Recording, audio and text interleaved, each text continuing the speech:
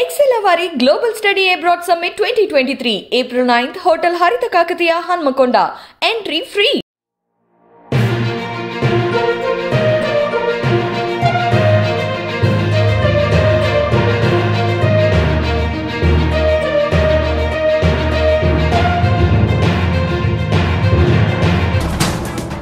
కాంగ్రెస్ మాజీ నాయకుడు నల్లారి కిరణ్ కుమార్ రెడ్డి శుక్రవారం దేశ రాజధానిలో కేంద్ర మంత్రి ప్రహ్లాద్ జోషి సమక్షంలో భారతీయ జనతా పార్టీలో జాయిన్ అయ్యారు.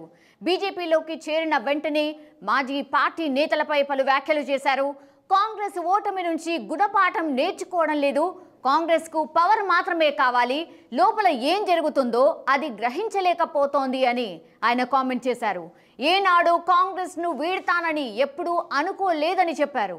నా రాజు తెలివైనవాడు, ఆయన ఏది కూడా సొంతంగా ఆలోచించరు, అలాగే ఒకరు చెప్పేవి కూడా వినరంటూ తన మాజీ పార్టీ నేతలపై విరుచుకుపడ్డారు.